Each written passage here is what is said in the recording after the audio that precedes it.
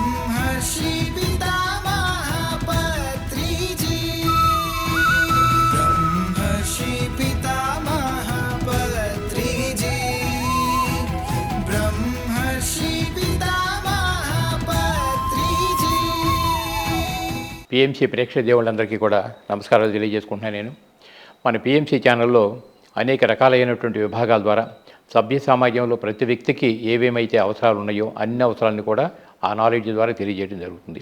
వాటిల్లో ఒకటి పత్రిక నా ప్రయాణం. అంటే అసలు పత్రిక గారు ఎవరు, ఈ భూమి మీదకి ఆయన ఎందుకు వచ్చారు, ఆయన పర్పస్ ఆఫ్ లైఫ్ ఏమిటి అనేది ఒక పార్ట్ అయితే, ఆయనతో మనం కలవటం ద్వారా ఎటువంటి నాలెడ్జ్ని మనం తీసుకోగలుగుతున్నాం, కలిసిన తర్వాత మన జీవితంలో మన పర్పస్ ఆఫ్ లైఫ్ అనేది మనం ఎలా గుర్తించగలుగుతున్నాం, ఇట్లా అనేక విషయాలు ఇప్పటికే మనం చాలామంది ద్వారా తెలుసుకోగలిగాం.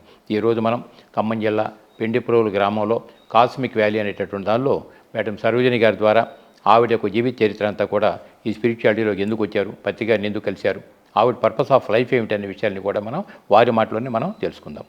నమస్తే అమ్మ సరోజిని గారు. నమస్తే. నమస్తే అమ్మ. నమస్తే అమ్మ. చెప్పండి, ఖమ్మం అనగానే సరోజిని మేడం గారు గుర్తొస్తుంటారు. మీరు అసలు ఎక్కడ, నేటివ్ ఎక్కడ పుట్టారు, ఏమిటి చెప్పండి. నేను ఖమ్మంలోనే పుట్టానండి. ఓకే అమ్మా. ఖమ్మంలోనే 58వ సంవత్సరంలో పుట్టాను. ఓకే. ఖమ్మంలోనే పుట్టడం, పెరగటం అంతా, ఉండటం అంతా ఖమ్మమే. ఓకే.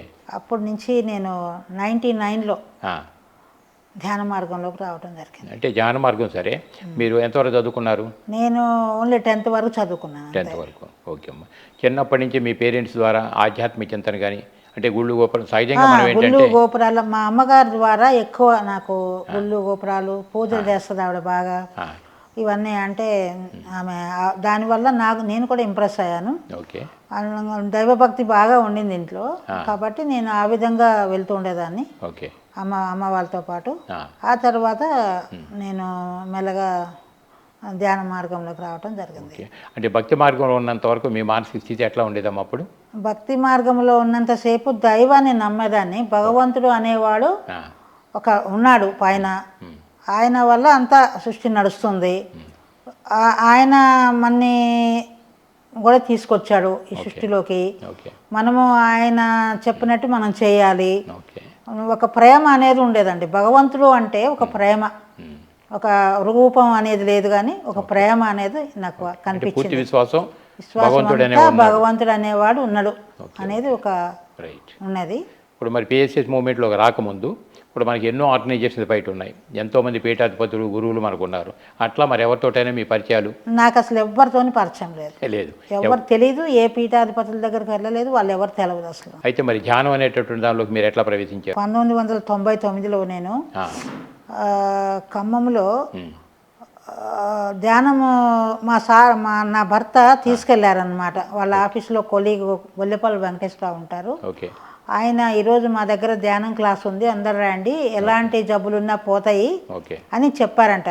ఆయన అప్పటికే మా సార్ కొద్దిగా సిక్ అయి ఉన్నారు కాబట్టి ఆయన వెంటనే ఇదయ్యి ఆ వారం వెళ్ళారు. శుక్రవారం ఆ రోజు స్టార్ట్ క్లాస్. అయితే ఆ శుక్రవారం ఆయన వెళ్ళటం జరిగింది. ఆయన చూసి వచ్చి అప్పుడు నాగలక్ష్మి మేడం ఉన్నారు, ఆమె క్లాస్ విని ఈయన బాగా ఇంప్రెస్ అయ్యి, నాకు అప్పుడు చెప్పలేదు, మరి నాకు టైం రాలేదేమో, నాకు అప్పుడు చెప్పలేదు ఏమి. మళ్ళీ శుక్రవారం వరకు నేను ఒక చోట తీసుకెళ్తా, బయలుదేరి ఉండమంటే నేను రెడీ అయ్యి ఉన్నా. అక్కడికి వెళ్ళే వరకు కూడా నేను మామూలుగా అయితే ఏదైనా చెప్పి నేను నమ్మను తొందరగా, నాకు ఇష్టం కానీ చేయను ఆ పని. అయితే ఆయన ఏం చేశారు, అక్కడ తీసుకెళ్లారు ఆ ప్లేస్లోకి. తీసుకెళ్ళి బయట చెప్పి, అప్పుడు నేను పోయిన వారం వచ్చాను, బాగా చెప్పారు ఒక మేడము, ఆమెకి 22 ఏళ్ళు అట్లా ఉంటాయి, అంతేగాని చాలా బాగా స్పిరిచువల్ గురించి చెప్పింది అని చెప్పారు, నీకు నచ్చుతుంది బాగా అని చెప్పారు. అని అంటే నేను లోపలికి వెళ్ళాను. వెంకటేశ్వరరావు గారు అప్పుడు ఇంకా మేడం వాళ్ళు ఎవరు రాలేదు, కృష్ణ కానీ ఎవరు రాలే. ఆ వెంకటేశ్వరరావు గారే ధ్యానంలో కూర్చోబెడితే నేను కూర్చున్నాను.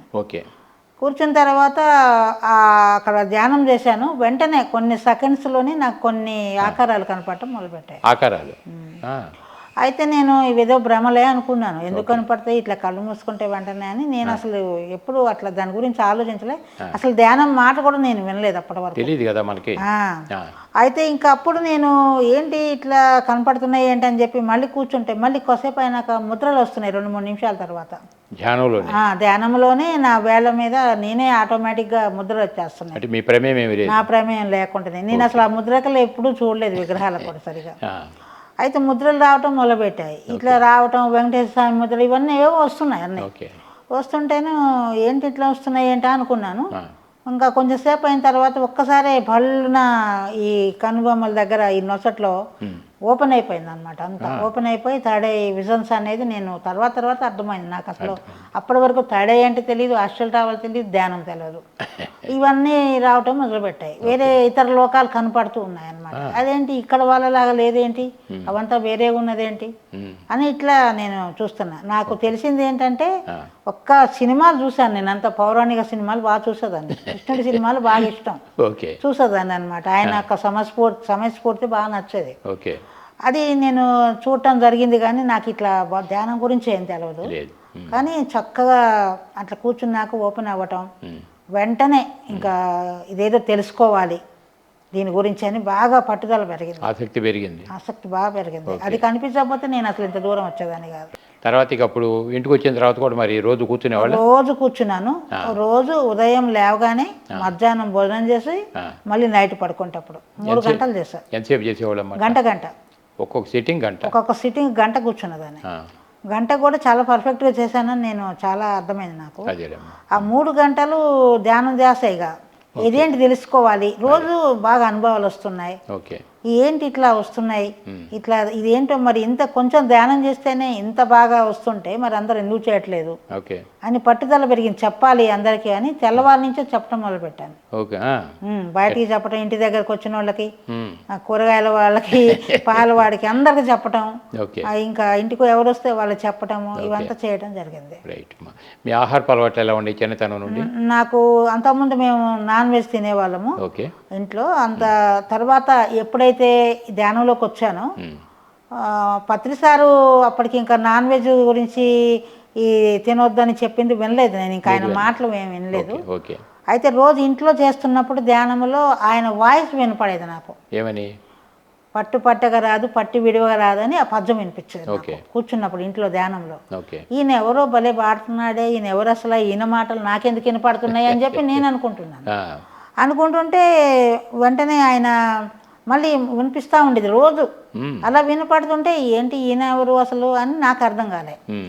ఇంకా తర్వాత ఆయన ఖమ్మం ఫస్ట్ వచ్చినప్పుడు నేను వెళ్ళాను. పిలిచారు, అప్పుడు తెలిసింది, వెళ్ళాను. ఫస్ట్ టైం వచ్చారంటే కానీ నాకు తెలీదు. సెకండ్ టైం వచ్చినప్పుడు నేను వెళ్ళాను. వెళ్తే అక్కడ కాంగ్రెస్ ఆఫీస్లో పెట్టారు అది. దాంట్లో నేను వెళ్ళి కూర్చున్నప్పుడు ఆయన, నేను బాగా ఎదురుగా పోయి కూర్చున్నాను ఆ రోజు ముందే వరుసలో.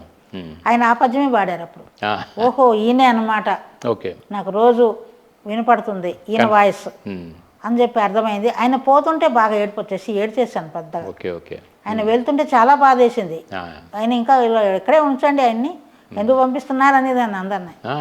అంత బాగా బాధ వేసింది. తెలియని ఒక అనుబంధం ఏర్పడింది. అది ఇంటికి వెళ్ళాక కూడా రోజు ఏడుస్తూ ఉండేదాన్ని ఆయన కోసం, ఒక సంటి పిల్లలాగా. ఏదో చూడక చూసాము, తల్లి దూరం అయితే పిల్ల బాధపడుతుంది చూడండి, ఆ విధమైన బంధం ఏర్పడింది ఆయనతోనే. ఎందుకు ఇట్లా వస్తుంది మీకు అని చెప్పని అనుకున్నాను. ఎందుకు ఇట్లా అనిపిస్తుంది, ఏంటి ఇట్లా, ఎందుకు ఇట్లా అనిపిస్తుంది అని చెప్పి ఆ ధ్యానంలో కూర్చొని వస్తుంది ఆయన మాట. నేను బాధపడుతుంటే ఏడుస్తుంటే పెద్దగా కళ్ళము నీళ్ళు పెట్టుకొని ఏడ్చేస్తున్నాను. అప్పుడు ఆయన ధ్యానంలో కూర్చో అని ఒక్కసారి వినపడేది. వినపడితే ధ్యానంలో కూర్చునేదాన్ని. అప్పుడు ధ్యానం చేయదమా అని పాడేవాడు ఆయన. ఆ పాట పాడుతుంటే ఉయ్యాల్లో వేసి ఊపినట్టుగా అనిపించేది నాకు. ఇంకా అసలు ఎంత అంటే ఆయన గొంతు అట్లా ఇక అంతే మైమర్చిపోయేదాన్ని అనమాట గొంతు. నేను అప్పటి వరకు భగవంతుడు అంటే ఎట్లా ఉంటుంది రూపం తెలీదు, కానీ ఆయన చూసినాక ఒక భగవంతుడు నాకు ఫస్ట్ చూసిన వెంటనే పత్రిసారిలో కనపడింది ఏంటంటే ఒక బుద్ధ భగవాన్ని చూశాను నేను.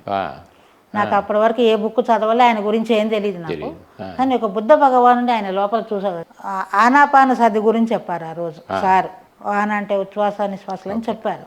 చెప్తున్నప్పుడు నాకు ఇదంతా క్రోడీకరించుకున్నప్పుడు నాకు అనిపించింది ఈయన అప్పుడు కనిపెట్టాడు బుద్ధుడు, మళ్ళీ ఇంప్లిమెంటేషన్ కాలేదు అప్పుడు, మళ్ళీ భూమి మీదకి ఈయన లోపల వచ్చేసి ఇంప్లిమెంట్ చేస్తున్నారు అని క్లియర్గా అర్థమైపోయింది అన్నమాట. మరి మీకు ఏమైనా చిన్న సందేహాలు వస్తే ఇప్పుడు నాగలక్ష్మి మేడం గారి దగ్గరికి కదా తీసుకెళ్ళారు, మీరంతా కూర్చొని డిస్కస్ చేసుకునేవాళ్ళు ఎప్పుడైనా? నాగలక్ష్మి మేడం అప్పుడు జాబ్లో ఉండే, మాకు తక్కువ అంటే క్లాసులో ఉండేవాళ్ళు, ఏమైనా అనుభవాలు చెప్పమనేవారు. అనుభవాలు చెప్పమంటే నేను అనుభవాలు చాలా రోజులు చెప్పలేదు. ఓకే. అంటే నాకు వచ్చే అనుభవాలు చాలా ఇదిగా ఉండేవరకు నేను అసలు నన్ను నేనే నమ్మలేకపోతున్నా. ఇంకా అంతేగా చెప్పడానికి రావట్లే, భాష కూడా తెలవట్లే ఏం చెప్పాలి అని. ఓకే. ఓకే. అలాంటి సందిగ్ధంలో ఉన్నప్పుడు ఆమెతో పంచుకోలేదు, కానీ ఇలా వస్తాయి అసలు నిజంగా అనుభవాలు అనే సందిగ్ధంలో ఉన్నాను. చెప్పాలన్నా వద్దా ఇవి, అంటే క్లారిటీ కావాలి, క్లారిటీ లేదు ఓకే అని చెప్పి ఇంకా ఎవరైనా ఏమైనా చెప్తారేమో అంటే అప్పుడు ఎవరు చెప్పేవాళ్ళు కదా, అడుగుతూ ఉండేది ఆవిడ, కానీ ఎవరు చెప్పలేదు. చెప్పకపోతే చాలా రోజులు, కనీసం ఒక 50 రోజులు నడిచింది. తర్వాత ఆమె ఊరికే చెప్పండి, ఎవరు ఏం చెప్పట్లేదు, చెప్పండి ఎవరికి ఏం రాలేదు ఆయన రోజులు చేస్తుంటే అని అడిగారు.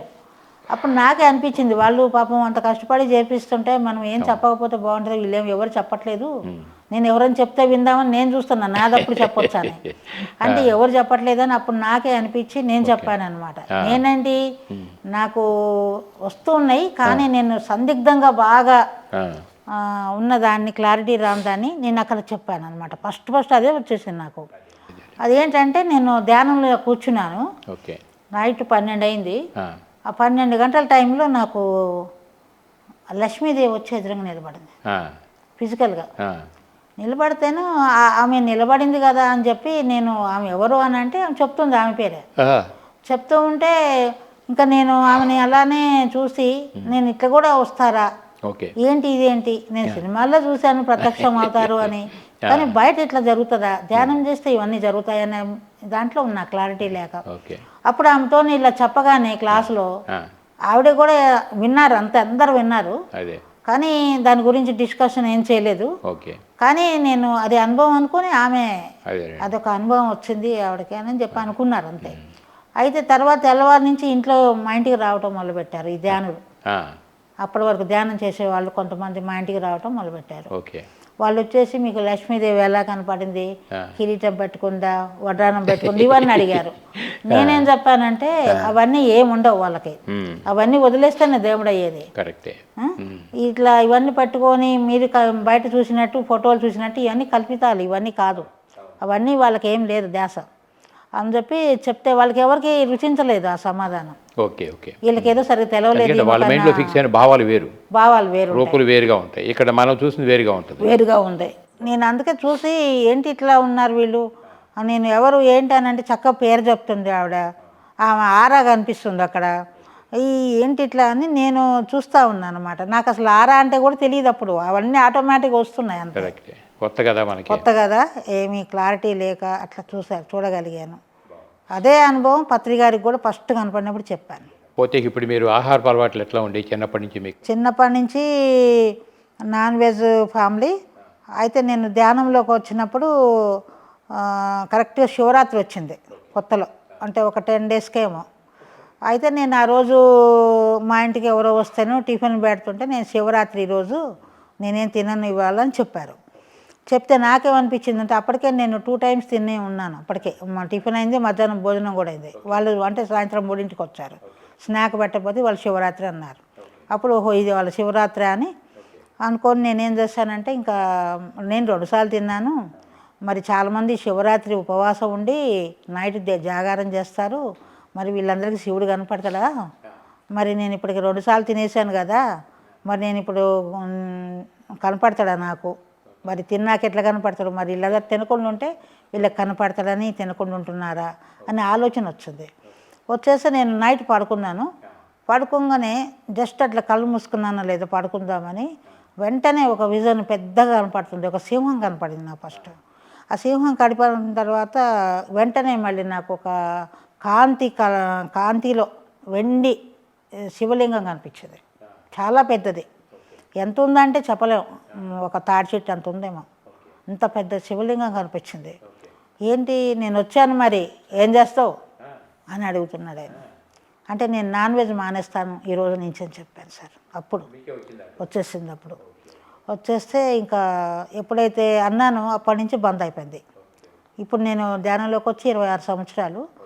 26 సంవత్సరాల నుంచి ఇంకా అంతే పూర్తిగా. నేను ఎంతమందినో లక్షలాది మందిని మానిపించాను కూడా. నా వల్ల విని చాలామంది మానేశారు.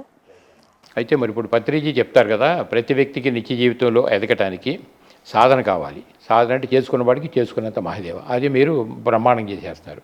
తర్వాత రెండో పాయింట్ స్వాధ్యాయం అని చెప్పి అంటారు. స్వాధ్యాయం అంటే మహానుభావులు రాసిన పుస్తకాలను కూడా చదివితే మనకి జ్ఞానపరమైనటువంటి అవగాహన పెరుగుతుంది అంటారు కదా. మీరు అట్లా ఏమేమి బుక్స్ బాగా చదివేవాళ్ళు? నేను ఒక్క నక్షత్ర మిత్రులు బుక్ చదవాలండి, ఫస్ట్ వచ్చింది నాకు. స్టార్టింగ్ అదేనా? స్టార్టింగ్ అదే. ఆ బుక్ చదువుతూ ఉంటే నాకు అసలు మనం చేసే పని అది అని దాంట్లో ఉంది అని నాకు క్లియర్గా అర్థమైపోయింది. మనం భూమి మీదకి వచ్చిన పని అదే. ఓకే. పత్రికారితో మనం కలిసి చేసే వరకు మొత్తం దాంట్లోనే ఉంటుంది అని నాకు అర్థమైపోయింది. ఓకే. నెక్స్ట్ సారథి తులసీదళం చదివా. ఓకే. ఇక దాంట్లో అదైతే ఒక నిఘంటువు లాగా అనిపించింది నాకు. అంతేగా మరి. దాన్ని ఏం లేదు, ఆయన అంతా సారమే వదిలారు మొత్తం. ఆయన చదివి అది చదివితే సరిపోద్ది కదా మనకి. ఇంకా ఆయన మళ్ళీ ఆయన లాగా అన్ని బుక్స్ చదవాల్సిన అవసరం లేదు. ఆయన వదిలిన ఏవైతే ఉన్నాయో ఆ జ్యూస్ మనం తాగితే చాలు అనిపించిందండి. చాలా బాగుండింది. ఆ రెండు పుస్తకాలు నాకు నచ్చిన పుస్తకాలు. అయితే ఆ రెండు చదివాను నేను, ఇప్పటివరకు ఏం చదవలేదు. పత్రికారు చెప్పే మాటలు మాత్రం బాగా చెవిలో పోసుకొని వాటిని ఆచరిస్తాను. ఆయన మాటే వేదం ఇప్పుడు అంతే. ఇంకా నేను వేరే పుస్తకాలు ఏం చదవలేదు. ఆయన దరిదాపు 1,00,000 పుస్తకాలు నేను చదివాను అంటారు. అంటే సారాంశం అంతా పట్టి మనకు అప్పు చెప్తున్నారు ఆయన. అవును. మరి అటువంటిప్పుడు గురువు మాటే మనకు వేదం అవుతుంది. అవును. ఆయన ఏ మాట చెప్పినా వేదం కింద రక్కే కదా. దాన్ని తూచే తప్పకుండా అవి కనుక పాటించగలిగితే మనం ఎందుకు వచ్చా మనకు అర్థమవుతుంటాయి. మరి తర్వాత సార్ ఏమన్నా వచ్చినప్పుడు మరి మీ ఇంట్లో దిగుతుండేవాళ్ళు, ఇట్లా చేసేవాళ్ళు కదా. మీరు సారు కూర్చున్నప్పుడు మీకున్న సందేహాలు అడగటం కానీ ఆయన ఇంకేమైనా చెప్పడం కానీ ఆ సంభాషణలు ఎట్లా ఉండేవి? సంభాషణలు ఏదన్నా అడిగినా కూడా ఆయన ఏం చెప్తారంటే, నీకు అన్నీ తెలుసు కదా, నన్ను అడుగుతావేంటి, నీకు తెలుసు కదా అంటే, అవును సార్ తెలుస్తుంది సార్, 1 or 2 daysలో తెలుస్తుంది, ఒక్కోసారి 1 weekలో తెలుస్తుంది అంటే, మరి తెలుస్తా ఎందుకు అడుగుతున్నావు అన్నట్లుగా అన్నారు అనమాట. అట్లా ఎందుకంటే ఆయనే చెప్పేవారు, నా లోపల అన్నీ ఇంక తెలుసు అని చెప్పేవారు అందరికీ. నా లోపల ఉన్నాయన్నీ ఇంక తెలుసు నా రహస్యాలు అని చెప్తుండేవారు. ఎందుకు అట్లా చెప్తారా ఏంటనుకో, నాకేంటంటే నా సొంతగా నేను ధ్యానంలో కూర్చొని తెలుసుకోవటం అనేది ఉండేది ఫస్ట్. ఎక్కువ ధ్యానం మీదే ఆధారపడ్డాను, బుక్స్ కంటే కూడా ధ్యానం ఎక్కువ చేయటం, వెంటనే తెలుసుకోవటం. ఎందుకంటే 4వ రోజే హాస్టల్ ట్రావెల్ చేయటం అనేది క్లియర్గా అర్థమైపోయింది. ఇక దాంతో ఎక్కడంటే అక్కడ పోవటం, పైన విశ్వంలో ఉండే లైబ్రరీ ఒకటి ఉంటుందని తెలుసుకోవటం, అక్కడ పోయి చూసుకొని రావటం, ఇట్లాంటివన్నీ నాకు స్టార్టింగ్లో బాగా. దాంతో పత్రికారు కూడా ఎవరైతే సందేహం అడిగి మీరు ధ్యానంలో కూర్చొని అడగండి, మీకు అన్నీ వచ్చేస్తాయి అంటే అంతరాత్మ ప్రబోధాలకి ఎక్కువ వాల్యూ. అది నేను అంతా తీసుకుందంతా నా అంతరాత్మ ప్రబోధాలు తీసుకోవటం, ప్రబోధం అంతా కూడా. ఓకే అమ్మా. తర్వాత ఇప్పుడు మీరు మాంసాహారం మీరు మానేశారు, శాఖాహారి అయిపోయారు. మరి మీ ఫ్యామిలీలో మెంబర్స్ దగ్గర నుంచి? మా ఫ్యామిలీ మెంబర్స్ కూడా మానేశారు సార్. వాళ్ళు కూడా మా సిస్టర్ వాళ్ళు కానీ వాళ్ళందరూ చెప్పిన తర్వాత మా అమ్మగారు అయితే ఫస్టే. ఆమె అసలే చిన్నప్పటి నుంచి తినరు. ఇంకా ఆమె వెంటనే ఇంకా తినకూడదని వండటం కూడా ఇంట్లో మానేశారు కంప్లీట్. మీ ఫ్యామిలీస్ అన్నీ కూడా పూర్తిగా శాఖాహార ఫ్యామిలీలు అయిపోయాయి. ఇంకా బాగుందాం. మరి ఇప్పుడు ఈ పిరమిడ్ గురించి కూడా చెప్పారు కదా సారు, పిరమిడ్ ధ్యానం అని చెప్పని చెప్తున్నారు కదా, మీకు ఏమైనా దాని మీద అనిపించిందా? పిరమిడ్ గురించి ఎందుకంటే పిరమిడ్లు నేను ఖమ్మం జిల్లాలో కన్వీనర్గా చేస్తే దాదాపు 500 పిరమిడ్ల వరకు చేశాను సార్. మీరే కట్టించారు? ఒక జిల్లాలో 500 పిరమిడ్లు చేశాను నేను. చేశాను ఆ టైంలో ఒక 17 ఏళ్ళు చేశాను నేను సేవదానికి. ఆ సర్వీస్ ఇచ్చినప్పుడు ఒక 500 పిరమిడ్లు తీసుకొచ్చారు. అన్ని పిరమిడ్లు కట్టడానికి మీ ప్రేరణ ఏంటమ్మా? ఏ ప్రోత్సాహం? అసలు పిరమిడ్ అంటే మీకు ఎట్లా అర్థం? నాకు పిరమిడ్ అనేది ఏంటంటే పత్రిసారు పిరమిడ్ గురించి చెప్తూ ఉండేవారు. మామూలుగా కూడా మనం తెలుసుకున్నాం 3 రెట్లు అధికంగా ఉంటుంది దాంట్లో ధ్యానంలో కూర్చున్నప్పుడు. ఎందుకంటే ఫస్ట్ పిరమిడ్ చూసింది మీ దగ్గరకు వచ్చి విజయవాడలో మీ ఇంట్లో కూర్చున్నప్పుడే నాకు అర్థమైంది పిరమిడ్ అంటే ఏంటనేది. దాంట్లో కూర్చున్నప్పుడు నాకు నిమిషాల మీదనే నేను హాస్టల్ ట్రావెల్ చేశాను. ఒక నిమిషాలు సెకండ్స్లోనే పోయి వచ్చాను. అప్పుడు విజయవాడ యజ్ఞం ఉండింది కొద్దిగా టైంలో, ఒక 10 days తర్వాత, ఒక 15 days తర్వాత. ఆ టైంలో నేను మీ దగ్గరకు వచ్చినప్పుడు విజయవాడ ధ్యానంలో కూర్చొని ఉన్నారు, నేను వెళ్ళి కూర్చున్నాను. అది వెంటనే హాస్టల్ ట్రావెల్ చేసి పైన అందరికీ చెప్పొస్తున్నా, ఇట్లా యజ్ఞం ఉంది అందరు రాండి అని చెప్పాను. అందులో కూర్చొని అయితే 2002లో అది నేను ఫస్ట్ అసలు పిరమిడ్లో కూర్చోవటం అనేది మీ దగ్గర ఉన్న పిరమిడ్లోనే నేను కూర్చున్నాను. అసలు చూడటం కూడా అప్పుడే ఫస్ట్. అప్పటి వరకు ఎక్కడ నేను పిక్చర్లో పేపర్లో కానీ ఎక్కడ చూడలేదు అసలు. అది జరిగింది 2000 సంవత్సరంలోనే నేను అప్పుడు విజన్లో పిరమిడ్ని చూస్తాను. ఇప్పుడు ఏదైతే కాస్మిక్ వ్యాలీలో చూస్తున్నానో పిరమిడ్, ఆ మెగా పిరమిడ్ నేను కడతానని వచ్చింది. అప్పుడే అప్పుడే అబ్బో ఇది నక్షత్రమిత్రుల బుక్ చదువుతుంటే తులసీదళం చదువుతుంటాయి. ఓకే ఆ రోజుల్లోనే తులసీదళం బుక్లో సార్ ఒక పద్యం ఇచ్చారు, వేమన పద్యం. కళ్ళగురుడు గట్టు కర్మ చేయంబులు, మధ్యగురుడు గట్టు మంత్ర చేయము, ఉత్తముండు గట్టు యోగ సామ్రాజ్యం, విశ్వదాభిరామ వినరవేమ అని ఉంది. అది చదువుతుంటేనే ఆ పద్యం ఉత్తముండు గట్టు యోగ సామ్రాజ్యం అన్న దగ్గర నాకు ఒక పెద్ద మెగా పిరమిడ్ కనిపించింది. అది మెగా అని కూడా తెలియదు, తెలియదు, అది పేరు వచ్చింది అంతే. దాని పేరు రాలేదు కానీ నేను మెగా పిరమిడ్ కట్టబోతున్నాను అని వచ్చింది. అది కనిపించింది విజన్, వెరీ ఓపెన్ ఐస్తోనే కనపడితే ఇంకా అప్పటి నుంచి దాని మీద ధ్యాస పెట్టుకొని ఉన్నాను అంతే. సార్ని ఎవరిని అడిగారు దాని గురించి?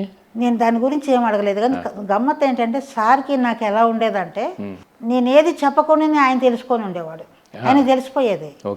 ఆయన మళ్ళీ మనం ఫిజికల్గా చెప్పుకోవాల్సిన అవసరం ఉండేది కాదు. అది ఆయన దాన్ని కంటిన్యూ చేసేవారు కనపడతాయి. అది నేను బాగా అబ్జర్వ్ చేశాను, అది ఆయన దగ్గర నుంచి బాగా గ్రహించాను అనమాట. ఎందుకంటే ఆయన ప్రతి హావభావాలు చదువుకున్నాను అంతే నేను. అంతే తర్వాత ఇక అప్పుడు మరి ఖమ్మంలో కూడా మీరు కూడా ఇంటి మీద ఏమన్నా కట్టడం కానీ ఇంటి మీద కట్టలేదు, ఇంటి పక్కన మాత్రం 108 పిరమిడ్లతోని నేను ఒక పత్రిసారి చెప్పారు, నువ్వు ఆఫీస్ పెట్టి అక్కడ ట్రస్ట్ ఫామ్ చేయి, ఈ 2 చెప్పారు నాకు. చెప్పినప్పుడు నేను వెంటనే 2014లో మాట చెప్పారు. అప్పుడు నేను సరే మీరు 2 చెప్పారు, నేను వెంటనే ముందైతే ఆఫీస్ పెట్టాను ఖమ్మంలో. ఖమ్మంలో ఆఫీస్ పెట్టినప్పుడు దాంట్లో 108 పిరమిడ్లతో రెడీ చేశాను. నా దగ్గర అప్పుడు ఫస్ట్ 400 ఉండే పర్సులో. ఎందుకంటే నేను పిరమిడ్లు ఎక్కువ చేశాను కాబట్టి ప్రతి పిరమిడ్కి 10,000 ఇచ్చుకుంటూ వచ్చేదాన్ని, నా సొంత డబ్బులే ఇచ్చేదాన్ని. ఎందుకంటే ప్రతి పిరమిడ్ని స్ట్రక్చర్ కోసం ప్రోత్సహిస్తే ఆటోమేటిక్గా పిరమిడ్లు అవుతాయని. ఒకవేళ ఈ కట్టడానికి కూడా లేకపోతే ఊళ్ళో కూడా మేము అడిగి ప్రతి ఇంటికి వెళ్ళి అడిగి కూడా తీసుకొచ్చి కట్టడం జరిగింది అనమాట. అంటే ఎక్కువ పిరమిడ్ల గురించి ఆలోచన బాగా వచ్చేది నాకు. ఎందుకు పిరమిడ్ అనేది ఎందుకు వచ్చింది అంత ఆలోచన అంటే ఆ సార్ చెప్పింది ఓకే, సార్ ఎందుకు కట్టిస్తున్నారు భూమి మీద పిరమిడ్లు అని అంటే అన్ని లోకాల్లో ఆయన మాటలు కొన్ని క్యాచ్ చేసేదాన్ని. అన్ని లోకాల్లో పిరమిడ్స్ ఉంటాయి, భూమి మీద లేవు. ఆ లోకాలన్నింటిలో ఉండబట్టి అంత ఎనర్జైజ్ అయి ఉన్నాయి. భూమి ఏమో వెనుకబడి ఎందుకు ఉంది కారణం అంటే పిరమిడ్స్ లేకనే. అది ఈ చక్రం తిప్పడం అదేంటంటే ఈ 2వ డైమెన్షన్ 1వ డైమెన్షన్లో ఉన్న ఈ చక్రం తిప్పాలంటే ఈ పిరమిడ్స్ వేసినప్పుడే ఆటోమేటిక్గా దీని భూమి సాంద్రత పెరిగిపోతుంది అనమాట, ఎనర్జీ పెరిగిపోతుంది అనేది అర్థమైపోయి నేను వాటిని ఎక్కువ ప్రోత్సహించాను. అయితే ఎవరైనా వచ్చినప్పుడు కూడా సార్ నా దగ్గర పంపించేసి ఆమె దగ్గర సెకండ్ తీసుకోండి, ఆమె దగ్గర పిరమిడ్ ఎనర్జీ ఉంది అని అనేవారు అనమాట. ఏంటి నా ఇలా అంటున్నాడని ఆలోచించేదాన్ని. అట్లా మనం చాలా పిరమిడ్లు రావటం, నేను ఒక ఎక్స్పీరియన్స్ కూడా పొందాను, మంచి ఎక్స్పీరియన్స్ కాస్మిక్ వ్యాలీలో పిరమిడ్ గురించి. అదేంటంటే ఈ పక్కనే మాకు కంకర్ మిషన్ ఉండింది. ఆ కంకర్ మిషన్లో ఎప్పుడు బ్లాస్టింగ్లు చేసేవాడు, రోజు 10. అయితే దాంట్లో నాకు అనిపించేది ఎవరైనా వచ్చినప్పుడు ఇది ఎందుకు కడుతున్నారు ఏంటి అని అంటే ఇక్కడ భూకంపాలు రాకుండా మీ అందరికి కూడా సేఫ్టీ కోసం మా గురువు గారు పంపించారు. మేము ఇక్కడ ఉండి మీకు ఏది జరగకుండా, ప్రజలకి నష్టం జరగకుండా భూమిని కాపాడుకోవటానికి వచ్చాము ఇక్కడ అని చెప్పేదాన్ని. అలా చెప్పేదాన్ని కానీ ఎందుకు చెప్పేదాన్ని తెలియదు. మళ్ళీ ఇలా వస్తున్నాయి ఏంటి మాటలని ఆ మాటలు నేనే వినేదాన్ని. ఆ తర్వాత ఒకరోజు భూకంపం వచ్చింది అన్న కొంతకాలం తర్వాత. ఎట్లా అంటే అది నైట్ 2:20కి నేను వాష్రూమ్కి వెళ్దామని లేచాను. వెళ్ళొచ్చి నా బెడ్ మీద పడుకుందాం అనుకోగానే వెంటనే సౌండ్ వస్తుంది భూమిలో. అంతకుముందు ఒకరోజు సౌండ్ వస్తుంటే భూమిలో నుంచి నేను ఎందుకో అనుకుంటున్నా వస్తుందని ఇక్కడ ఆలోచన వచ్చింది. అప్పుడు భూమాతని నేను శాంతించమ్మా, పిల్లలు పాడైపోతారు అందరు కదా, నీ బిడ్డలు శాంతించు అని ధ్యానంలో కూర్చుంటే ఆమె ఆగిపోయింది. ఇక అదే ఇదితో నేను కాన్ఫిడెంట్గా ఉన్నానన్నమాట. మళ్ళీ తర్వాత కొంతకాలానికి వచ్చినప్పుడు నాకు అటు నుంచి సౌండ్ వినపడుతుంది. నా వెనకాల విండో ఉంటే అందులో నుంచి రావటం మొదలుపెట్టింది సౌండ్. వస్తూ నా గోడలో నుంచి లోపలికి భూమిలో నుంచి వస్తూ ఉంది. అది వెలుగుతోనే వస్తుంది, పెద్ద వెలుగు, అది ఎంత కాయంతో వస్తున్నప్పుడు నాది బీరువానో నాది మంచం ఉంటే దీని మధ్యలో నుంచి వస్తుంది. అది నేను వచ్చి పడుకున్నాక నా పక్క నుంచే వచ్చేసింది. పక్క నుంచి వచ్చేసి వెళ్ళి నేను ఎలా అంటే మన ఈ బావి పక్క నుంచి ఆ కొండ పక్క నుంచి ధ్యానగంగ వైపు వెళ్తుంది అంతే సీదా. ధ్యానగంగ పిరమిడ్ ఉంది ఇక్కడ, అది సార్ పేరు పెట్టింది, అక్కడికి వెళ్తుంది. అది ఆ రోడ్డు తిరగగానే అవతల నుంచి ధ్యానగంగ నుంచి ఒక వాటర్ లాంటిది ఏంటో పెద్ద ట్యాంక్ వచ్చినట్టు వచ్చి దాన్ని ఆర్పేసింది. అప్పుడు నాకు అర్థమైంది, ఓహో పిరమిడ్స్ ఈయన ఎందుకు అరాచకాలు ఎన్నో జరగబోతున్నాయి భూమి మీద, ఎంతో కష్టము నష్టము ఉంది కాబట్టి ఈ భూమిని కాపాడుతూ ఆయన ఇవన్నీ తీసుకొస్తున్నారు పిరమిడ్స్. చాలా ఉపయోగం, అన్ని చోట్ల వెయ్యాలి వీటిని, ఎంత వీలైనంత అంత ప్రోత్సహించాలనేది ధ్యాస పట్టిందనమాట. సరే, ఇప్పుడు కాస్మిక్ వ్యాలీ ఈ డెవలప్మెంట్ మనం ఇట్లా ఉంది. మీరు టౌన్లో ఉన్నంత వరకు ఇప్పుడు ఈ ప్రచారాలు, శాఖాహార ర్యాలీలు చేయటాలు, క్లాసులు చెప్పడానికి బయటికి వెళ్ళటాలు, మీ దగ్గర సెంటర్ పెట్టి మీరు నడపటాలు ఇవన్నీ బాగానే ఉన్నాయి. వీటితో పాటే పత్రికకి 99 ఒక మెసేజ్ వచ్చింది, ఒక డివైన్ మెసేజ్ అని చెప్తారు. ఎందుకంటే పరిపాలనా దక్షత స్వార్థపరుల చేతిలో ఉంటే అల్లకల్లోలం అయిపోతుంది. అట్లా కాదు కాబట్టి రాబోయేటటువంటి రోజుల్లో ఆత్మజానులే పరిపాలించాలని చెప్పి ఒక మెసేజ్. దాని ద్వారా మన పిరమిడ్ పార్టీ ఆఫ్ ఇండియా అనేది వచ్చింది మనకి. ఇప్పుడు దాంతో మీ పాత్ర ఏమిటి? 2004లో నేను పత్రికారు అంటే నాకు రాజకీయాలు ఎందుకు, ఇదంతా పెద్ద మురికి కదా అని నాకు కూడా అనిపించింది అందరితో పాటు. ఓకే, ఎందుకు చెప్తున్నారు ఈయన, పెద్ద ఆయన చెప్పారంటే ఏదో కారణం ఉంటుంది, ఎందుకు చెప్తున్నారు ఈయన మాట వినిపించుకోవాలి, ఊరికే చెప్పడు. ఆయన 20 ఏళ్ళు ముందే చూస్తున్నాడు విజను, ఏదో జరుగుతుంది మనకేం తెలియదు ఈయన చెప్తున్నాడని చెప్పి ధ్యాస అయితే పెట్టాను. అయితే ఆయన సడన్గా నన్ను 2004లో నువ్వు ఎంపీగా నిలబడు ఖమ్మానికి అని చెప్పారు. చెప్తే ఇంకా మా ఇంట్లోనేమో వద్దని, ఒకేసారి ఎంపీగా ఎలా నిలబడతారని ఆయన అంతా చాలామంది క్రిటిసైజ్ చేశారు.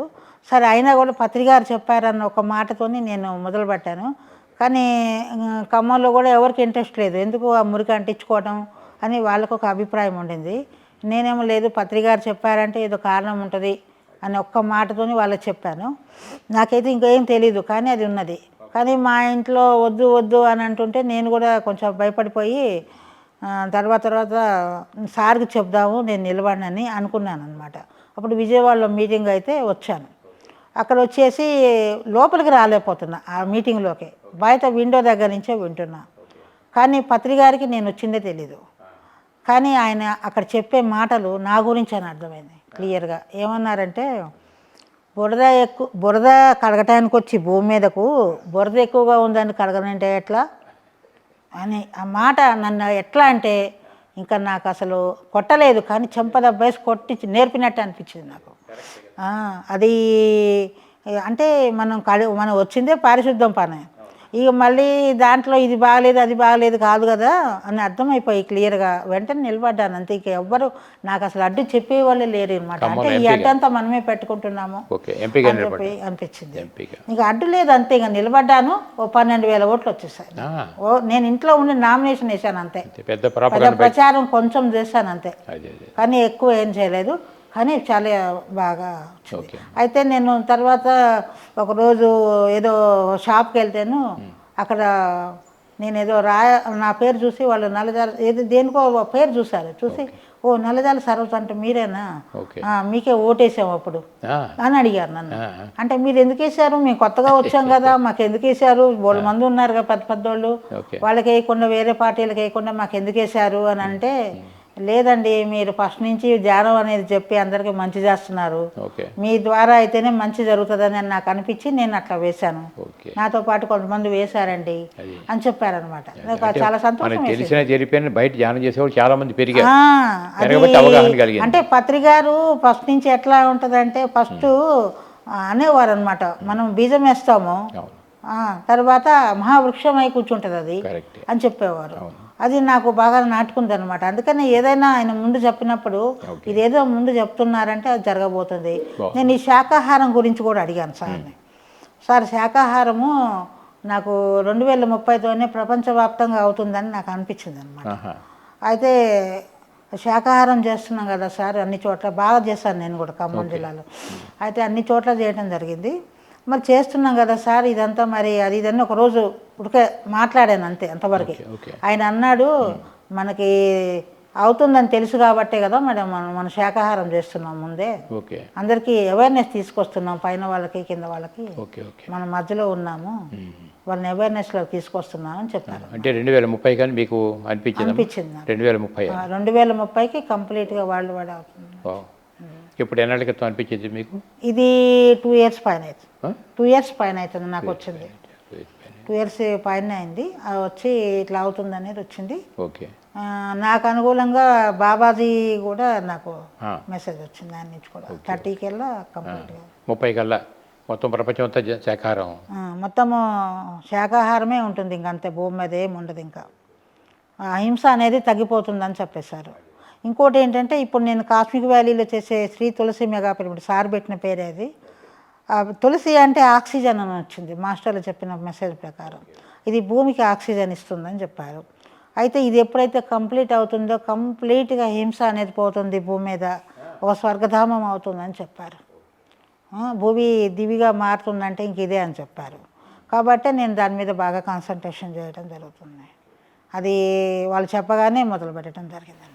బాగుంది. ఇప్పుడు ఈ కాస్మిక్ వ్యాలీ మీరు స్టార్ట్ చేసి ఎన్నాళ్ళు అయింది? ఇది స్టార్ట్ చేసి 9 years అవుతుంది. 9 years. ఓకే అమ్మా. 9 years కంప్లీట్ అయిపోయింది. అప్పటికి ఇప్పటికి ఈ డెవలప్మెంట్లో మీకు వచ్చే మెసేజ్ అన్నీ మీకు వచ్చే మెసేజ్ అన్ని మెసేజ్లే, ఓకే. ఏ ఒక్కటి కూడా సొంతం లేదు. ఈ మెసేజ్ అన్ని కూడా పత్రిక ఇస్తారా, ఇంకెవరిని ఇస్తారా? పత్రికారు ఇస్తుంటారు, కొన్ని మాస్టర్స్ ద్వారా వస్తుంది, మా బాబాజీ ఇస్తుంటారు, వివిధ మాస్టర్ నుంచి వస్తూ ఉంటుంది. మహోదర్ బాబాజీ. మహాతార్ బాబాజీ నుంచి. Okay okay. ప్రతి ఆయన బాగా కనెక్ట్ అయ్యి ఉంటారు. బాగా ఆయన వచ్చిన సమాచారం ఏమైనా చెప్పగలరా? ఆయన ఇచ్చిన సమాచారం ఇది చెప్పారు, శాకాహారం అవుతుందని. ఇంకోటి నెక్స్ట్ ఏంటంటే నేను ఈ పిరమిడ్ మొదలు పెట్టేటప్పుడు సిక్ అయ్యాను, బాగా సిక్ అయిపోయాను బాగా. హాస్పిటల్లో పడేస్తారు అంతే, ఇంకా 2 days. అయితే అది అర్జెంట్ అయిపోయింది అనమాట. అయితే అది ఇంకా లేకపోతే చాలా కష్టము, అది ఇది బతకడం అనే పద్ధతిలో అయిందనమాట. అయితే హాస్పిటల్లో వేసినప్పుడు నాకు హాస్పిటల్లో నా పక్కన వచ్చిన 3 కూడా ధ్యానంలో కూర్చున్నారు. చూస్తే మధ్యలో ధ్యానంలో కూర్చుంటే ఇదేంటి హాస్పిటల్లో ఇంతగానో ధ్యానం చేస్తున్నారు వీళ్ళు ఇందా నుంచి అని అనుకున్నాను. కాసేపటికి నేను పైన ఎక్కడో ఉన్నట్టు అనిపించింది. నా చుట్టూ నా బాడీ కనపడుతుంది, నేను పైన ఉన్నా.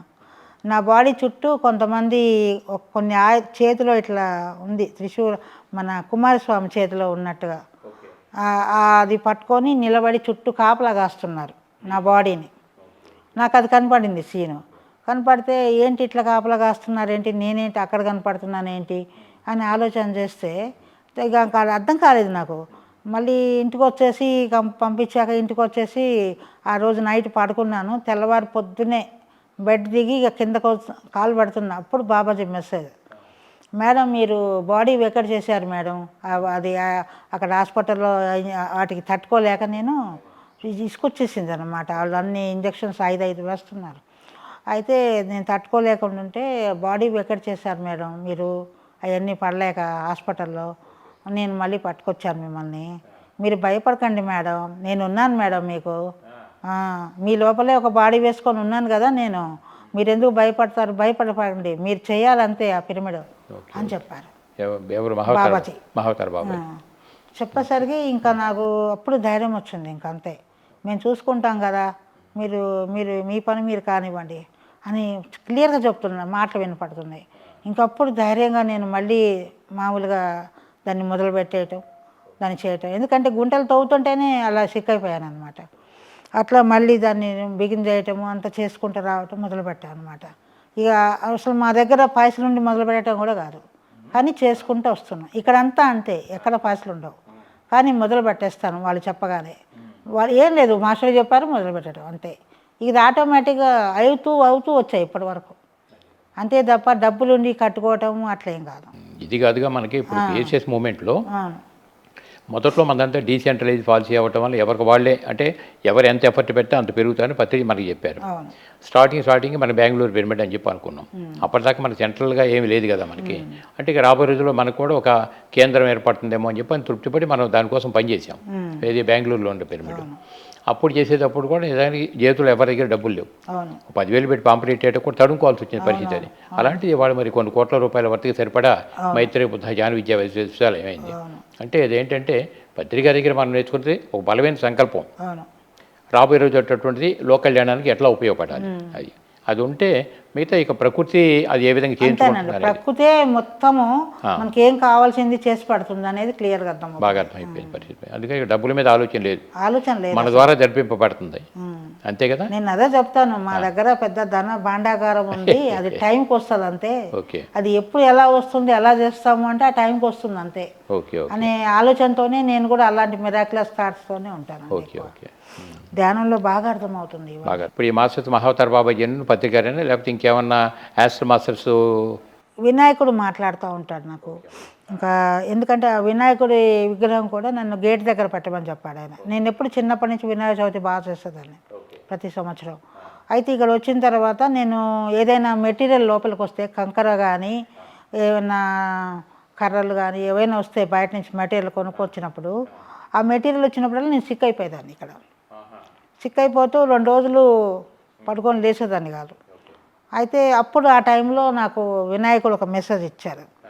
అమ్మ, మీరు నా విగ్రహం పెట్టండి గేట్ దగ్గర ఎదురుగా, లోపలికి వచ్చేటప్పుడు ఆ మెటీరియల్ మీద నా చూపు పడుతుంది, నేను విఘ్నాలు కలగకుండా చేస్తా ఇక్కడ అని చెప్పాడు ఆయన. అందుకోసం వెంటనే ఆ విగ్రహం పెట్టడం జరిగింది. అయితే వీళ్ళందరూ మెసేజ్లు ఇచ్చి లోపల తీసుకొచ్చేటప్పుడు ఆ విగ్రహాలు ఎంత హ్యాపీ అవుతున్నారో వాళ్ళు బాగా హ్యాపీ అవుతున్నారు. అంటే వాళ్ళంటే ఇంకెవరెవరు? ఎందుకంటే ఇప్పుడు వచ్చిన శివుడు కానీ, బాబాజీ కానీ, కృష్ణుడు కానీ, వెంకటేశ్వర స్వామి కానీ, వీళ్ళంతా కూడా, హనుమంతుడు కానీ, వీళ్ళంతా కూడా మేము విగ్రహాలు కాదని నాకు చూపించారు క్లియర్గా. మేము ఇక్కడ రూపంలో ఉన్నాం కానీ విగ్రహ రూపంలో. నేనైతే పూజలు ఏం చేయను వాటికి. పూజలు అనేది అది అయిపోయింది, తొండ ముదిరి ఊసర వెళ్ళైనట్టు పూజ ముదిరితే ధ్యానం అయిపోయింది. అది పూజలు ఏం చేయను కానీ వాళ్ళు నాకు బుద్ధులు మాత్రం చూపించాడు ఒకసారి. నేను అక్కడ నిలబడి ధ్యానం చేసి లేచి నిలబడి దండం పెట్టుకుంటున్నాను ఆయనకి. పెట్టినప్పుడు నన్ను ఒకసారి పట్టుకొని చూడు అన్నాడు. నేను ఇలా పట్టుకున్నాను ఆ విగ్రహాన్ని. పట్టుకుంటే ఆయన లోపల ఉన్నట్టు కదులుతూ ఉంది. శరీరం పట్టుకుంటే ఎలాగుంటే అలాగుంది. అట్లా బుద్ధుడిని పట్టుకున్నప్పుడు ఆయనే నిజంగా బుద్ధుడిని పట్టుకున్నంత శరీరం యొక్క ఇది తగులుతుందన్నమాట. అప్పుడు మేము ఉన్నది ఇక్కడ సోల్ రూపంలో ఉన్నాము, విగ్రహ రూపంలో కనపడుతున్నాం, అంతేగాని మేము సోల్గా ఉన్నాం, ఎవరు పట్టుకొని కూడా అట్లా టెస్ట్ చేసుకోవచ్చు అని చెప్పాడండి ఆయన. మరి ఇప్పుడు మనకు 18 గైడ్లైన్స్ ఉన్నాయి కదమ్మా. ఎందుకంటే ప్రతి స్పిరిచువల్ ఆర్గనైజేషన్కి ఏదో సిలబస్ ఉంటుంది. ఇప్పుడు మనకున్న సిలబస్ కూడా మనకు 18 ఆదర్శ సూత్రాలు, తర్వాత మన జ్ఞాన జాకెట్ మ్యాగజైన్లో పడుతూనే ఉంటాయి, తర్వాత ఇంకో 13 పాయింట్లు ఉంటాయి. మరి ఇప్పుడు ఈ 18 ఆదర్శ సూత్రాలు అసలు విగ్రహాలు అనేది వద్దు అని చెప్పి అన్నారు కదా. ఇప్పుడు అలాంటప్పుడు ఇక్కడ విగ్రహం పెట్టు అని వినాయకుడు చెప్పడంలో ఏమిటి, వీటిని ఎలా అర్థం చేసుకోవాలి మనం? మేము ఇక్కడ కాంతిలోకంలోకి మేము వస్తున్నాం. ఇది కాంతిలోకం కింద చెప్పినారు మాస్టర్స్ నాకు. కాస్మిక్ వ్యాలీ అనేది కాంతిలోక వాసులే ఈ ప్లేస్ని పెట్టుకున్నారంట. అది నన్ను తీసుకొచ్చేసి ఇక్కడ, ఎందుకంటే నా జన్మ కూడా అక్కడి నుంచే వచ్చింది కాబట్టి నాకు ఇది అవకాశం వచ్చింది చేయడానికి. పత్రికారు కూడా అదే కాబట్టి ఇలాంటి వర్క్ అనేది తీసుకున్నారు. నా ద్వారా చేయిస్తున్నారు ఆయన వాళ్ళ పత్రికారు. ప్రతి నిమిషం నాకు అర్థమవుతూ ఉంటుంది. పత్రికారు నుంచి బాగా గైడెన్స్ వస్తూ ఉంటుంది నాకు. ఇప్పటికీ కూడా ఆయన నుంచి గైడెన్స్ వస్తూ ఉంటుంది. అయితే ఎక్కడ ఏం చేయాలనేది కూడా ప్రతి పాయింట్ టు పాయింట్ నాకు చెప్తూ ఉంటారు. ఎందుకంటే నాకు ఇక్కడ ఒక ఇంజనీర్ లేడు, గార్డెనర్ లేడు, కుక్ లేరు, ఎవరు లేరు, వాచ్మెన్ లేరు. అన్ని పనుల్లో చేయటం జరుగుతుంది. దాంతో నేను ఎక్కడ ఏది రావాలో వాళ్ళే చెప్తా ఉన్నారు. ఇప్పుడు ఇలా తయారైందనమాట అదే. మరి ఇప్పుడు సార్ ఉన్నంత వరకు ఫిజికల్గా మనకి రావటం చేయటం మధ్య మధ్యలో ఎలగలవటం అంతా జరిపింది కదా. ఇప్పుడు ఆయన ఫిజిక్ వదిలేసి వెళ్ళిపోయారు కదా, దాని మీద ఏంటి మీ స్పందన? ఆయన వదిలేసి వెళ్ళిపోయారంటే ఇప్పుడు భూమి చాలా అంటే జన్మ మరణ చక్రాలన్నింటినీ కూడా లెక్కలేస్తున్నారు కదా. ఇప్పుడు మొత్తం కూడా కర్మలు కానీ ఏదైనా భూమి మీద ఉన్నప్పుడు కర్మలు తప్పవు కదా. అయితే ఈ కర్మలు ఏమేం చేస్తామో లెక్క జమ అన్నీ జరిగిపోతున్నాయి ఇక్కడ, జరుగుతున్నాయి కాబట్టి ఎవరి లెక్క ఎవరికి అనేది వెరీ క్లియరు. ఇంకోటి ఏమర్థమైందంటే నాకు మనిషి శరీరం తయారు చేసేది కూడా ఈ కాస్మిక్ వ్యాలీలో నేను మొదటి నుంచి చూశాను. శరీరం తయారు చేసేది. ఓకే. అయితే ఫస్ట్ వెన్నుపూసతో తయారు చేయటం, వెన్నుపూస పెట్టి అప్పుడు దాన్ని అల్లటము బాడీని నేను చూసేదాన్ని. అయితే ఇవన్నీ చూసినప్పుడు నాకు అర్థమైంది ఏంటంటే ఇక్కడ ఉన్నప్పుడు బాడీలో ఏదన్నా పార్ట్ ఇదైపోయినా కూడా ఇక్కడ తయారు అవుతుంది ఒక యంత్రం లాగా అన్నీ అని చెప్పి నాకు అర్థమైంది క్లియర్గా. అందుకని వాళ్ళకి లైఫ్ ఇంకొక కొంతకాలం జీవించేది లైఫ్ స్పాన్ అనేది నాకు అర్థమైంది ఇక్కడ వచ్చిన వాళ్ళకి.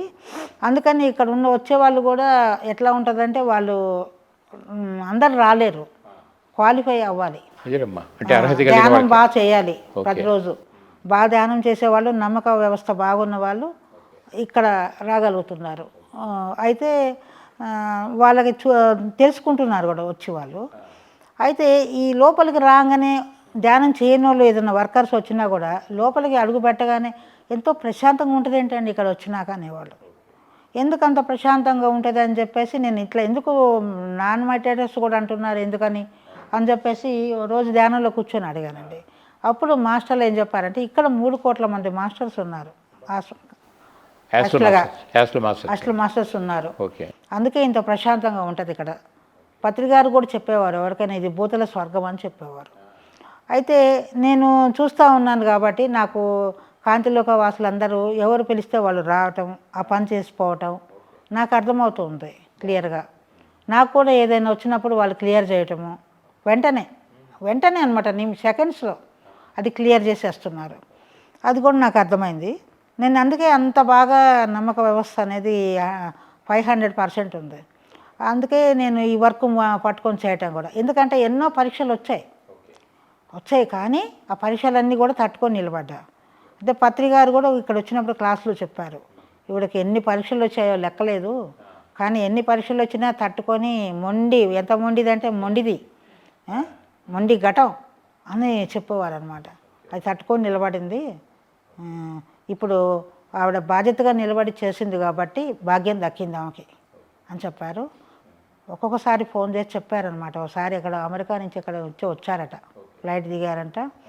అప్పుడు నాకు ఫోన్ చేశారు, ఏంటి సంగతులు అంటే, సార్ అన్నీ జరుగుతున్నాయి సార్, మంచిగా పనులు జరిగిపోతున్నాయి సార్, ఆ పని ఈ పని అని చెప్పేదాన్ని పనుల గురించి. చెప్పిన తర్వాత నీ జన్మ సార్థకం అయిపోయింది మేడం అని చెప్పారు. ఎందుకంటే ఏం సార్థకమైందని కూడా నేను అడగలేదు, ఆయనకు తెలిసిపోతుంది, మనకు తెలియదు. కానీ నాకైతే అనిపించేది ఫుల్ఫిల్ అయిపోతున్నట్టు అనిపిస్తుంది, కానీ ఏం ఫుల్ఫిల్ అవుతుంది ఏంటంటే తెలియదు అది. కానీ ఆయన మాత్రం చెప్పేవారు, ఆ మాటలు ఆయనే చెప్తుంటే విన్నాను. ఎందుకంటే ధ్యానంలోకి వచ్చిన 1-2 నెలలకే ఆయన నీకు మోక్షం పొందావని చెప్పేవాడు. అంటే ఏంటి ఆ మోక్షం అంటే ఏంటి తెలియదు అసలు. చాలామంది తలకాయ బద్దలు కొట్టుకుంటారు మోక్షం అంటే ఏంటని. కానీ ఆయన ఒక సింపుల్ వర్డ్ విన్నానండి ఆయన నోట్లో నుంచి. ఏంటది? మన దగ్గర 2 రొట్టెలు ఉంటాయి, తినటానికి కానీ పెట్టుకున్నాం. సడన్గా ఎవరో ఆకలి అయి వచ్చాడు, ఒక మనిషి ఆకలి అవుతుంది నాకు పెట్టమని వచ్చాడు.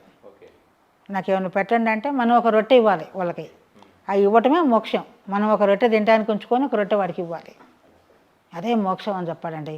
అప్పుడు బాగా అర్థమైంది నాకు, ఇంత సింపుల్ విషయం అందరూ ఇబ్బంది పడుతున్నారు తెలుసుకోక, మోక్షం అంటే ఏంటి అనేది. అయితే నేను ఇక్కడ కొంత మోక్షము మరి నేను ఎందుకు ఇస్తున్నానో నాకు తెలీదు, నా లోపల ఆ టైంలో ఎవరు వస్తున్నారో తెలీదు, ఒక్కోసారి తెలుస్తుంది ఒక్కోసారి తెలియదు. కానీ నేను ఒక కుక్కకు కూడా ఇక్కడ మోక్షం ఇచ్చింది నాకు క్లియర్గా తెలిసింది. పెంపుడు కుక్క ఉండేది, నా అమ్మడి తిరిగేది, అది జాకి దాని పేరు. కోతులు ఉంటాయి బాగా, కానీ వేటిని రానివ్వకుండా కాంపౌండ్లోకి చూడటము, దాన్ని చూస్తేనే అన్ని పారిపోవటము, చాలా కాపలా ఉండింది. నేను ఇక్కడ ఏ బాధ పడుతున్నా అది దాన్ని ఆ బాధ తీసుకొని దాన్ని క్లియర్ చేసేసేది అనమాట. అట్లా మాటలు కూడా అర్థమయ్యేది దానికి, నేను ఏది మాట్లాడినా అది నన్ను రోజు దగ్గర తీసుకోవాలని చూస్తుంది. అయితే ఎప్పుడైనా నేను వేరే ఆలోచిస్తూ కూర్చున్నానంటే అది దాన్ని అర్థం చేసుకొని కామ్గా వెళ్ళిపోతుంటుంది అనమాట. చూసి వెళ్ళిపోతూ ఉంటే నేను ఒకరోజు అలానే వెళ్ళిపోతుంటే చూసి పాపం నా దగ్గరకు వద్దామంటే నేను ఏదో ఆలోచిస్తున్నాను దూరం పోతుంది అని ఏం చేశాను, good job Jackie, good job అన్నాను అంతే. అది చక్కగా పనిచేస్తుందని, దాని పని ఏదో అది చేస్తుందని. అప్పుడు వెంటనే మళ్ళీ వెనకొచ్చింది, వచ్చేసి నా కాళ్ళకి దండం పెట్టింది. అది దాన్ని మొక్కుతుంది, ముఖం పెట్టేసి కాళ్ళు పెట్టుకొని దాన్ని నాకు 2 గట్టిగా పట్టుకొని దండం పెట్టేసింది. దండం పెడితే ఇదేంటి ఇలా పడుతుంది అని అనుకొని అందరు చూశారు కూడా. అప్పుడు సరే అది వెళ్ళింది, నీకు మోక్షం ఇచ్చాను లేపో అన్న, అంతే నాకు నోట్ల నుంచి వచ్చింది అంతే. అది ఆలోచన ద్వారానే నీకు మోక్షం ఇచ్చాను లేపో అన్న. అది గమ్మత్తు ఏంటంటే అది కొద్దిగా మళ్ళీ తర్వాత పత్రికారు వచ్చారు, ఒక 15 డేస్కో 20 డేస్కో వచ్చినప్పుడు పత్రిసారు ఎట్లా వచ్చారంటే కరోనా టైంలో అక్కడ గుంటూరు వచ్చారు. అప్పుడు మేము జీసస్ క్రీస్తుది కట్టాం. ఆ జీసస్ క్రీస్తుది అయిపోయిన తర్వాత సార్ అందరు పిల్లలు బాగా కష్టపడి చేశారు సార్ అని చెప్పాను నేను. అయితే సడన్గా వచ్చారు 2 అవర్స్ ముందు చెప్పి, రావచ్చా అంటే అయ్యో రండి సార్ అన్న. ఇంకా వచ్చారు, వస్తేనే అందరు పిల్లల్ని పరిచయం చేసుకోమన్నారు. నేను చెప్పినాను 2 సార్లు చెప్పాను, చాలా కష్టపడి చేశారు సార్ జీసస్ పేరు మీద అని. మేలో చేసినారు సార్ ఎండర్లో కూడా వాళ్ళు అని చెప్తే అందరు వచ్చి పరిచయం చేసుకొని మాట్లాడమన్నారు ఆ కిచెన్ దగ్గరే. అంటే అందరు పరిచయం చేసుకుంటున్నారు. ఆ టైంలో ఒక కుక్క, ఆ కుక్క కూడా వస్తుంది అటు నుంచి వస్తుంటే నేను ఆ కుక్క కూడా సార్ ఇట్లా సంగతి, దీనికి ఇట్లా మోక్షం ఇచ్చాను అనే మాట వచ్చింది సార్ నాకు అని ఇదంతా చెప్పాను. నేను ఇట్లా అనుకోగానే అది కాలు మొక్కింది సార్ నాకు అని చెప్పాను ఆయనకు. దాని పరిచయం నేను చేశాను. అయితే తెల్లవారు ఆయన పొద్దున్నే వెళ్ళాలి, నాకు జూమ్ క్లాస్ ఉందని చెప్పారు. అయితే పొద్దున్న 6కే 7కే వెళ్ళాలన్నారు. బయట కూర్చున్నారు సారు కాస్మిక్ హోమ్ ముందు కూర్చొని ఉన్నప్పుడు నేను అక్కడి నుంచి చూస్తూ ఉన్నాను. ఈ కుక్క సార్ వైపు వెళ్తుంటేను ఎందుకు వెళ్తుందా అని నేను అంతే చూస్తూ ఉంటే అక్కడ ఉన్న వాళ్ళు సార్ పక్కన ఉన్న వాళ్ళు చే అని దాన్ని వెళ్ళగొట్టేస్తున్నారు. సార్ వెంటనే ఇట్లా ఏమనొద్దని చాపారు. అప్పుడు అది వచ్చేసి సార్ కాలు మీద కాలు వేసుకుంటే 2 కాళ్ళు వేరువేరుగా కాలు పట్టుకొని మొక్కింది ఆయనకు. అప్పుడు ఆయన చూస్తూ ఉన్నారు అట్లాగే, అలా మాట్లాడకుండా దానికి వెళ్ళే చూస్తున్నారు. ఆ రోజు క్లాస్ కూడా జూమ్లో అదే చెప్పారంట, పెంపుడు జంతువులకి మనం ఎట్లయితే ప్రేమనిస్తామో అవి వెంటనే మానవ జన్మలోకి వస్తాయని చెప్పి. అప్పుడు ఆ కొన్ని రోజుల తర్వాత ఆ కుక్క చనిపోతే నాకు బాధ అనిపించలేదు. మామూలుగా అయితే బాధ వస్తుంది, బాధ అనిపించలేదు. ఎందుకంటే అది మోక్షం పొంది మానవ జన్మ ఎత్తుతుంది, దాని ప్రమోషన్ కదా అని అనిపించింది. అందుకే అంటారు జనరల్గా మోక్షం అంటే ఏమిటంటే జన్మరాహిత్యమే దుఃఖరాహిత్యం. అంటే దుఃఖరాహిత్యం ఎవరికైతే ఉంటుందో వాళ్ళకి జన్మరాహిత్యం వస్తుంది. దేనికి బాధపడకుండా మన కర్తవ్యంలో మనం ఎవరైతే ఉన్నారో వాళ్ళంతా జీవన్ముక్తులు అని చెప్తాం. జీవించే ఉంటాం బట్ ముక్త పదంలో ఉంటాం అని చెప్తారు. అది చాలా బాగా నాకు అర్థమైపోయింది. ఇంకా ఆ తర్వాత కూడా పత్రి సార్ వచ్చినప్పుడల్లా నాకు ఇంకొకటి ఏంటంటే, సార్ ఉన్నప్పుడు ఎప్పుడు వచ్చినా కానీ నేను చెప్తా ఉంటాను ఇక్కడ ఉన్న మొక్కలకి అన్నిటికి కూడా పత్రి గారు వస్తున్నారు, అందరూ పుయ్యండి కాయండి అని చెప్పేదాన్ని. చెప్పేస్తే అవి చక్కగా పూసే కాసాయి. అవి ఎప్పుడైతే నా మాట వింటుండో నేను వాటితో మాట్లాడటం అలవాటు అయిపోయింది నాకు. నేనే చెప్తే అది వినే అనమాట. అవి ఆ పురుగు కూడా రాకుండా మీరు సరి చేసుకోండి అంటే, మీ DNA చేంజ్ చేసుకోండి అంటే అవి మారిపోయాయి, పురుగు కూడా రానివ్వదు.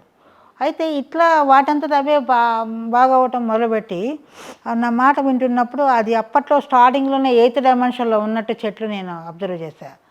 అయితే నీళ్లు పట్టమని అంటే పిల్లలు పట్టలేకపోతున్నారు ఇన్ని చెట్లకి ఎండాకాలంలో. అప్పుడు నేను బాధపడి ఏం చేశానంటే, వీళ్ళంతా పట్టలేకపోతున్నారే, ఇంతమంది ఉన్నా కూడా 10 మంది ఉన్నా కూడా అనుకున్నాను. ఎందుకంటే దాదాపు 1,00,000 మొక్కలు ఉన్నాయి అని చెప్పి నేనేం చేశానంటే వాటిని ప్రకృతిలో కలిపేశాను. ప్రకృతిలో గడ్డి రాళ్ళలో మొలుస్తుంది, ఎక్కడైనా అది పెరుగుతుంది, పచ్చగా ఉంటుంది, ఏ నీళ్లు పోయట్లేదు, ఏం లేదు, దానికి ఏ పోషణ లేదు. కాబట్టి ఈ మొక్కలన్నీ ప్రకృతిలో భాగంగా అయిపోవాలి. మేము నీళ్ళు పోయటం లేదని అంటే మీరు ఎండిపోవద్దు, ప్రకృతిలో భాగం అయిపోండి అంతే, ఇంకా మీరు ఆమె ఎలా ఆడిస్తే అలా ఆడండి అని చెప్పేశాను సార్. అప్పటి నుంచి నీళ్ళు కూడా పోయట్లేదు వాటికి, ఏ మొక్క ఎండిపోవట్లేదు, బాగుంది అనమాట. ఇప్పుడు ఈ కాస్మిక్ వ్యాలీ ఎప్పటిలోగా పూర్తి అవ్వాలి కానీ ఇది కానీ మీకు ఏమైనా ఆలోచనలు ఉన్నాయా? అట్లా కాస్మిక్ వ్యాలీ ఎప్పటిలోగా అని తెలియదు కానీ పత్రి గారు మాత్రం దీన్ని కంప్లీట్ చేస్తావు నువ్వు అని చెప్పారు. అది ఆయన చెప్పిన మాట నాకు టైం లేదు, పలానా టైం చెప్పలేదు, ఈ కంప్లీట్ చేస్తావని చెప్పారు. ఇంకా ఏంటంటే ఈ పిరమిడ్ ఏమో నాకు వచ్చే సంవత్సరం కంప్లీట్ చేయాలనే సంకల్పం పెట్టా, సార్ బర్త్డే కల్లా. 25 నవంబర్ 11కి కంప్లీట్ అయిపోవాలి, ఆ రోజు ఓపెనింగ్ ఉండాలి అనేది నేను సంకల్పం పెట్టాను. ఆ విధంగానే ఇప్పుడు అట్లా స్టార్ట్ అయ్యి అంత బాగుంది మేడం. So very happy. ఎందుకంటే ఇక కాస్మిక్ వ్యాలీ చూడాలంటే వచ్చిన అల్లూరుపాటు ఇక్కడ ఉంటేనే అర్థం అవుతుంది ఈ ఎనర్జీ ఏమిటి, ఎంత పీస్గా ఉంది ఇక్కడ ఏంటంటే అర్థం అవుతాయి. ఇక్కడ సార్ అదే చెప్తారు కదా, అనుభవమే జ్ఞానం అని. అది ఖచ్చితంగా ఇక్కడ అనుభవపూర్వం. ఎందుకంటే ఒక ఫోను రీఛార్జ్ ఎలా చేసుకుంటామో సోల్ రీఛార్జర్ అనమాట కాస్మిక్ వ్యాలీ అంటే. అది నాకు క్లియర్గా అర్థమైంది, అందుకే అందరికి అదే చెప్తా ఉంటాను. బాగుంది. కాబట్టి ఎవరైనా రావాలంటున్నప్పుడు వస్తే ఇప్పుడు కొద్దిమంది అని కాదు కదా, 100 మంది వచ్చారు, 400 మంది వచ్చిన అకామిడేషన్స్ ఉన్నాయి. 50 నుంచి 100 మెంబర్స్ ఉంటారు సార్ యావరేజ్ మీద. Okay okay. అది చుట్టుపక్కల నుంచి వస్తారా? మిగతా నార్త్ ఇండియా నుంచి వచ్చే వాళ్ళు ఉంటారు, వాళ్ళు రోజు వస్తారు, రోజు 20-30 మంది రోజు చుట్టుపక్కల. అట్లా కాకుండా బయట పండగ అప్పుడు ఇంకా బాగా వస్తారు, వాళ్ళ బంధువులు వాళ్ళంతా వస్తారు కాబట్టి అందరిని తీసుకొని వస్తూ ఉంటారు. వాళ్ళందరూ కూడా ధ్యానంలో కూర్చోబట్టి భోజనం చేసి వెళ్తారు, లేదంటే భోజనం ఒక్కోసారి చేస్తారు, ఒక్కోసారి చేయరు. వచ్చిన వాళ్ళందరికీ అన్నదానం ఉంటుంది కంపల్సరీ, భోజనం మాత్రం ఫ్రీ ఇక్కడ. బాగుంది. కాబట్టి ఎంత శక్తిహీనంగా ఉన్నా ఇక్కడికి వచ్చిన తర్వాత వాడు శక్తివంతుడిగా తయారయ్యి వెళ్ళేటప్పుడు వాళ్ళు వెరీ క్లియర్గా వాళ్ళే అనుభవాలు చెప్తారు సార్. ఓకే. వాళ్ళకి ఏం లేదు, కూర్చోమంటాము, ఏదన్నా చెప్పారనుకోండి వాళ్ళు ఇట్లా ఉంది మాకు అలా ఉంది అని అంటే పలానా ప్లేస్లో కూర్చోని చెప్తాను నేను. ఇక్కడ ఏంటంటే మెయిన్ జీసస్ పిరమిడ్లో నేను అబ్జర్వ్ చేసినాను, ఫస్ట్లో నాకు ఇచ్చేవారు బాబాజీ ఎవరైనా కూర్చుంటే వాళ్ళ మెసేజ్లో, తర్వాత డైరెక్ట్ వాళ్ళకి ఇవ్వటం మొదలుపెట్టారు. వచ్చిన వాళ్ళకి వాళ్ళు ఏదైనా క్వశ్చన్ వేసుకొని కూర్చుంటే వాళ్ళకే సమాధానం చెప్తారు. కొన్ని పూర్వజన్మల ఫలితాలు కూడా చెప్తున్నారు వాళ్ళకి. అయితే జీసస్ పిరమిడ్లో ఓసారి నేను ఏం చేశానంటే, ఒక పిల్లలు 20 ఏళ్ళ పిల్లలే వచ్చి మేడం మాకు వెన్నుపూస నొప్పి ఉంది, మేము ధ్యానం చేస్తే పోద్దన్నారు డాక్టర్ దగ్గర పోతే, అందుకని ఇక్కడ వచ్చాము అని చెప్పారు. అంటే జీసస్ పిరమిడ్లో కూర్చోమన్నా. జీసస్ కూడా ఎందుకు పెట్టమన్నాడంటే, ఆయన కాంతిని కురిపిస్తాను నేను ఇక్కడ వచ్చిన వాళ్ళకు అని చెప్పారు. అందుకోసం నాది ఒక పీఠం పెట్టండి అక్కడ అన్నారు. అట్లనే అల్లా కూడా రంజాన్ పండుగ రోజు ఇచ్చాడు నాకు మెసేజ్, ఈ రంజాన్ పండుగ అయ్యేలోపు ఇక్కడ ఒక శక్తిపీఠం పెట్టండి నా కోసం అని చెప్పారు. అయితే చాలామంది వెళ్ళి దాంట్లో మంచి సువాసనలు రావటం గమనించారు. అది మనం ఏం పట్టలేదు అక్కడ. అయితే అది పిరమిడ్ దర్గాగా నేను పేరు పెట్టాను. దర్గా అంటే ఏంటి, మసీద్ అంటే ఏంటి అని తెలుసుకున్నాను నేను వాళ్ళ దగ్గర. మసీద్ అంటే ప్రార్థన, దర్గా అంటే ఏదన్నా కోరిక ఉంటే కూర్చుంటే ఆ కోరిక అవ్వటం, కోరికలు తీరటం. అంటే నేను పిరమిడ్ దర్గా అని పెట్టాను. అయితే వాళ్ళకి అక్కడ వచ్చిన వాళ్ళకి అవ్వటం కొంత వాళ్ళు చెప్పిన దాన్ని బట్టి నాకు అర్థమైంది. అయితే ఈ పిల్లవాడికి వెన్నుపూస నొప్పి అంటే కూర్చోమన్నాను. వాడికి 40 రోజులు చెయ్యని చెప్పాను. 40 రోజులు చేయాలా అండి అన్నారు. అంటే చేయాలయ్యా అన్నా. అంటే 20 డేస్ చేసే వరకల్లా వాడు నాకు తగ్గింది మేడం చూడండి అని చూపించాడు నాకు. చూపించిన తర్వాత సరే వెళ్ళు, మరి మేము ఇట్లా కూలి చేసుకునే వాళ్ళమండి, అంటే డబ్బులు ఏమి ఇవ్వాలని అడిగాడు. అంటే మీరు కూలి చేసుకుంటూ నాకేమి ఇస్తారయ్యా, ఏమొద్దు వెళ్ళండి అన్న. అంటే భోజనము అన్నీ పెట్టారు కదా మేడం అని. పర్వాలేదు వెళ్ళాను అంటే ఇక అప్పుడు ఆయన వెళ్ళిపోయి ఇంకొక 5గురు ఉన్నారని మళ్ళీ ఫోన్ చేశాడు. 5గురు ఉన్నారు సేమ్ ఇట్లనే ప్రాబ్లం వాళ్ళకి అని. అంటే 5గురిని రమ్మని చేయమని చెప్పానండి. చెప్తే మరి మీరేం పని చేసేవాళ్ళు, ఎందుకైంది ఇట్లా ఇంతమంది కానీ అంటే బస్తాలు మోస్తామండి అని చెప్పారు. చెప్తే నేను అన్నాను ఇంకేదైనా పని చూసుకోండి, ఇప్పుడు తగ్గింది ధ్యానం వల్ల, ధ్యానం చేస్తే తగ్గుతుందని చెప్పి ఊరికి అదే పని చేయకండి, ఇంకొక పని ఏదైనా చూసుకోండి అని చెప్పానండి. ఏదైనా పని చూసుకోలేకపోతే మీరు చెప్పండి, కావాలంటే మీరు ఇక్కడైనా పని చేసుకోవచ్చు అని చెప్పాను వాళ్ళని. చెప్తేనే వాళ్ళు సరే అమ్మ అని చెప్పి చేశారు. మంచిగా అయిందనమాట. అట్లా చాలా అడామా దగ్గర కూడా చాలామంది మంచిగా అయిపోయింది. అడామా మాస్టర్ ఇక్కడ ఉన్నది శక్తిపీఠము, అది కూడా అక్కడ కూర్చున్నా కూడా చాలామంది మంచిగా అయిపోయింది. వాళ్ళకు కూడా రావటం ఎక్స్పీరియన్స్. ఆయన ఒకరోజు ఒక ఆమె వీడియో తీసిందనమాట, మన దగ్గర వీడియో కూడా ఉంది. ఆయన దగ్గరికి వెళ్తూ అడమా వచ్చేసాను నీ దగ్గరికి అంటే ఆయన తల ఊపుతున్నాడు అనమాట ఫోటోలో నుంచి. అది క్లియర్గా వీడియోలో కూడా పడింది. ఇట్లా చాలా మొత్తానికి అద్భుతంగా మీ పర్పస్ ఆఫ్ లైఫ్ ఏమిటన్నది ఒక జీవిత ప్రణాళిక అంతా కూడా మీకు కన్ఫర్మ్ అయిపోయింది.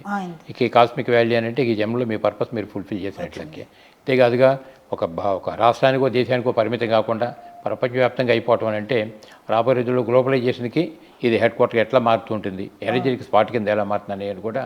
సో వెరీ హ్యాపీ మేడం, చాలా బాగుంది. చాలా అడ్వాన్స్ మాస్టర్స్ ఉన్నారు ఇక్కడ, చాలా అడ్వాన్స్ ధ్యానము, అడ్వాన్స్ మాస్టర్స్. అది అంటే భూమి అంతా కూడా పోటాన్మెంట్లోకి ఎంటర్ అయిపోయింది.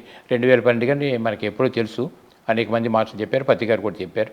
దానికి సరిపడా మన మైండ్ సెట్ ఎట్లా మార్చుకోవాలన్నదంతా ఇప్పుడు జరిగే ప్రక్రియ అంతా కూడా బాగుంది. సో వెరీ హయ్యర్ డైమెన్షన్లో ఉంది కాబట్టి ఇక్కడికి వచ్చినప్పుడు వాళ్ళ డైమెన్షన్ కూడా మారుతుంది ఆటోమేటిక్గా. అది వెరీ హ్యాపీ అమ్మా, చాలా బాగుంది. మరి ఫైనల్గా మీరు ఇంత అనుభవ జ్ఞానాన్ని మీరు సంపాదించుకున్నారు, ఇంత మెగా ప్రాజెక్ట్ మీరు డీల్ చేయగలుగుతున్నారు సింగిల్గా, మీరు తక్కువైన విషయం కాదు ఇది. మరి ఫైనల్గా మరి పిఎంసి ప్రేక్షకులు మీరు ఏం చెప్తారు, మీ సూచన?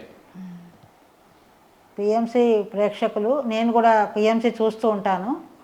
అయితే పిఎంసి వెనకాల కూర్చోండి. పిఎంసి ప్రేక్షకులకి నమస్కారము. పిఎంసిలో అద్భుతంగా ప్రోగ్రామ్స్ జరుగుతూ ఉన్నాయి. నేను పత్రికారితో కూడా ఎన్నోసార్లు చెప్పాను. ఆయన నాకు ఎప్పుడో 18 సంవత్సరాల క్రితమే చెప్పారు నాకు, మనకు ఒక ఛానల్ వస్తుందని. అది ఈ విధంగా రావటం, అందులో కరోనా టైంలో రావటం అనేది నాకు అర్థమైంది. ఎందుకంటే అప్పటి వరకు మేము తిరిగి ప్రతి ఒక్కళ్ళం బయట తిరిగి గల్లీ తిరిగి ఊరు తిరిగి ధ్యానం చెప్పాము. కానీ ఆ టైంలో ఎప్పుడైతే ఈ పిఎంసి వచ్చిందో అప్పుడు మాకు తిరిగే పని లేకుండా ఇవన్నీ కూడా దీంట్లోనే వస్తూ ఉంటే అందరు ఇంట్లో కూర్చొని చక్కగా చూస్తున్నారు, వాళ్ళతో పాటు మేము చూస్తున్నాము. కాబట్టి పిఎంసి అనేది రావటం అనేది సరి అయిన టైంలో రావటం జరిగింది. కాబట్టి పిఎంసి అద్భుతంగా నేను చెప్పాను పత్రికారికి కూడా, వచ్చినప్పుడల్లా నేను కాస్మిక్ వ్యాలీ గురించి చెప్పేదాన్ని కాదు, రాగానే సార్ పిఎంసి బాగుంది సార్, పిఎంసి బాగుంది సార్ అని చెప్పేదాన్ని ఆయనకి. ఆయన కూడా చాలా హ్యాపీ అయ్యేవారు. అయితే ఒక ఆధ్యాత్మిక ఛానల్ రావటము, దాంట్లో ఇలాంటి యొక్క అనుభవాలు చెప్పటం, ఎందుకంటే ఆధ్యాత్మికంగా ఎదగటం వేరు, కొంత ఎదగటం వేరు, ఎంతో ఎదగటం వేరు అనేది ఈ యొక్క పిరమిడ్ సొసైటీలో నేను ఎంతోమందిని చూశాను మాస్టర్లని. మరి వాళ్ళందరూ, ఎందుకంటే లక్షలాది మంది ఉన్నారు ఇక్కడ మాస్టర్స్, వాళ్ళ యొక్క అనుభవాలు అద్భుతంగా ఉంటాయి. మరి అవన్నిటినీ కూడా దాంట్లో చూపిస్తూ అద్భుతంగా ఆ ఛానల్ రన్ చేస్తున్నారు. మరి ఎందుకంటే పిఎంసి నడవటం కోసం ఇతోధికంగా అందరూ కూడా మీ ఊరి విరాళాలు కూడా ఇవ్వాలి, అది ముందుకు నడవాలి, ఇంకా బాగా నడవాలి, బాగా ఫోకస్ అవ్వాలి అని కోరుకుంటున్నాను. దేశ విదేశాల్లో కూడా మరి ఎన్నో దేశాల్లో అక్కడ చూస్తున్నట్టు నాకు కూడా బయట నుంచి, ఎందుకంటే నాది ధ్యానోదయం అనేది రిలీజ్ అయితే దాంట్లో వేరే దేశాల నుంచి కూడా చూసామని చెప్పి నాకు ఫోన్లు చేశారు వాళ్ళు. కాబట్టి నాకు సంతోషమైంది అన్ని చోట్ల ఇక్కడ చూస్తున్నారు అనేది. కాబట్టి ఇంకా కూడా అభివృద్ధి చెందాలి అని అనుకుంటున్నాను. పిఎంసి అద్భుతంగా రాణించాలి. ఓకే అండి. రైట్ మేడం, థ్యాంక్ యూ అమ్మా, థ్యాంక్ యూ. ఇది మాస్టర్స్ ఇప్పటివరకు మనకి ఖమ్మం జిల్లా పెండిపూర్ గ్రామంలో ఈ కాస్మిక్ వ్యాలీ అనేటటువంటి ఒక ఆశ్రమ వాతావరణం, చిన్నదేం కాదు, దరిదాపు 30 ఎకరాలు. మరి ఇందులో దరిదాపు 10 మంది 25 మంది కాదు, 100 మంది వచ్చినా 400 మంది వచ్చినా వాళ్ళందరికీ సరిపడా డార్మేటరీస్ ఉన్నాయి, రూమ్స్ ఉన్నాయి, అకామిడేషన్స్ ఉన్నాయి. ఒక జీసస్ అంటే ఏమిటి, అల్లా అంటే ఏమిటి, ప్రవక్త ఒకటని కాదు. ఎందుకంటే ఏ వ్యక్తి అయినా ఒక కులంలో ఉన్న మతంలో ఉన్న పరిమితాలు ఇరుకుపోయినట్లెక్కే. భూమి అనేది ఒక గోళం అయిపోయినప్పుడు ఈ గోళం మీద ఉన్నటువంటి జాతులన్నీ లెక్కేస్తే అది జంతు జాతి కావచ్చు, వృక్షజాతి కావచ్చు, మానవ జాతి కావచ్చు, దైవ జాతి కావచ్చు. అందువల్ల అన్ని జాతుల యొక్క పరిరక్షణ మానవుడి మీద ఆధారపడి ఉన్నాయి. ఓ జీసస్ కూడా చెప్తాడు ఒక పక్కన, నీవు ప్రేమించుకున్నట్టుగా నీ వలే నీ పొరుగువారిని ప్రేమించని కూడా చెప్తుంటాడు. ఏమిటి పొరుగువారు అంటే, ఒక పక్కన జంతు జాతి ఉంది, ఒక పక్కన వృక్షజాతి ఉంది.